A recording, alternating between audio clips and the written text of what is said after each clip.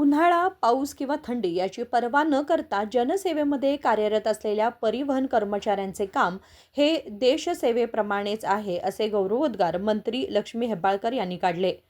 प्रवाशांच्या सुरक्षिततेसाठी दिवसरात्र मेहनत करणाऱ्या कर्मचाऱ्यांचं कार्य अत्यंत कौतुकास्पद असल्याचं त्यांनी सांगितलं.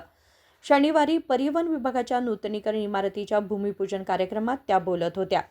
भाषणादरम्यान त्यांनी भाजप नेत्यांवर टीका करत प्रश्न उपस्थित केला की युवकांना दिशाभूल करण्यासाठी धारवाडमध्ये झालेल्या आंदोलनात सहभागी होऊन तुम्ही मंगळ आरती करून घेतली, पण तुमच्या सत्ताकाळात एकही बस खरेदी केली नाही. ತಪ್ಪಿಸಲಿಕ್ಕೆ ಅದನ್ನ ರಾಜಕಾರಣ ಮಾಡಲಿಕ್ಕೆ ತಾವು ಆ ಒಂದು ಹೋರಾಟದಲ್ಲಿ ತಾವು ಭಾಗವಹಿಸಿ ಮುಖಕ್ಕೆ ಮಂಗಳಾರತಿ ಹಾಕಿಸಿಕೊಂಡಂತ ಬಿಜೆಪಿ ಅವರಿಗೆ ಹೇಳಲಿಕ್ಕೆ ಬಯಸ್ತೇನೆ, ತಮ್ಮ ಅಧಿಕಾರ ಇರುವಂತ ಸಂದರ್ಭದಲ್ಲಿ ಇಡೀ ಕರ್ನಾಟಕ ರಾಜ್ಯದಲ್ಲಿ ಒಂದು ಹೊಸ ಬಸ್ ಅನ್ನ ತೆಗೆದುಕೊಂಡು ಬರಲಿಕ್ಕೆ ಆಗಲಿಲ್ಲ. ಅವರಿಗೆ ನಾಚಿಕೆ ಆಗಬೇಕು ಮತ್ತು ಒಬ್ಬರನ್ನು ಕೂಡ ರೆಕ್ರೂಟ್ ಮಾಡಲಿಲ್ಲ. ಆದ್ರೆ ಇವತ್ತು ಮೊಸಳೆ ಕಣ್ಣಿರನ್ನ ಸುರಿಸಿ ರೋಡ್ ಮೇಲೆ ಯುವಕರ ದಿಕ್ಕನ್ನ ಬದಲಾವಣೆ ಮಾಡಲಿಕ್ಕೆ ಹೋರಾಟದಲ್ಲಿ ಮೊಸಳೆ ಕಣ್ಣೀರನ್ನ ಸುರಿಸ್ತಾ ಇದ್ದಾರೆ.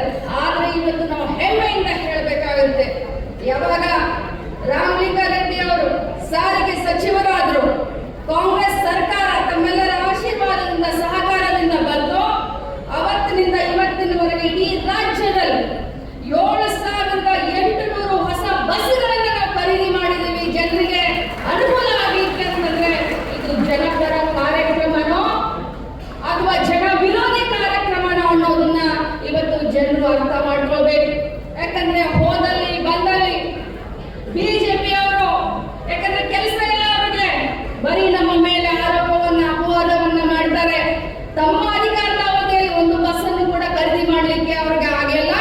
ಆದ್ರೆ ಇವತ್ತು ಗ್ಯಾರಂಟಿಗಳನ್ನ ಕೊಟ್ಟು, ಶಕ್ತಿ ಯೋಜನೆಯನ್ನ ಕೊಟ್ಟು ಸುಮಾರು 7,800 ಬಸ್ಗಳನ್ನ ರಾಜ್ಯದ ಸಾರಿಗೆ ಸಂಸ್ಥೆಗಳಿಗೆ ನಾವು ಕೊಟ್ಟಿದ್ದೀವಿ ಅಂತಂದ್ರೆ ಇದು ಹೆಮ್ಮೆಯ ವಿಚಾರ ಅಲ್ಲದನ್ನ ತಾವು ಇವತ್ತು ವಿಚಾರ ಮಾಡಬೇಕಾಗುತ್ತೆ.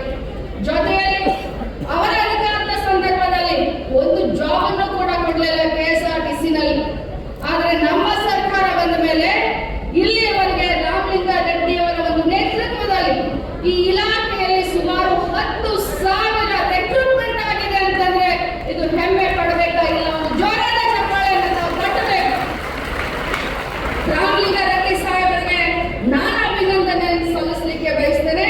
ಯಾವ್ಯಾವ ಇಲಾಖೆಯನ್ನು ಅವರು ಇಲ್ಲಿಯವರೆಗೆ ನಿಭಾಯಿಸಿದ್ದಾರೆ, ಪ್ರತಿಯೊಂದು ಇಲಾಖೆಗೆ ನ್ಯಾಯವನ್ನ ಕೊಡುವಂತ ಕೆಲಸ ಅದು ಯಾರಾದ್ರೂ ಮಾಡಿದ್ರೆ ಅದು ರಾಮಲಿಂಗಾರೆಡ್ಡಿ ಸರ್ ಅಂತ ಹೇಳಲಿಕ್ಕೆ ಬಯಸ್ತೇನೆ. आपल्या मतदारसंघात गरीब, मजूर, पेंटिंग आणि गवंडी काम करणारे लोक मोठ्या संख्येने असल्याने त्या भागासाठीही नवीन बस द्याव्यात व अन्याय होऊ नये अशी विनंती लक्ष्मी हेब्बाळकर यांनी केली. नजीम बेटगेरी, KMM मराठी, बेळगाव.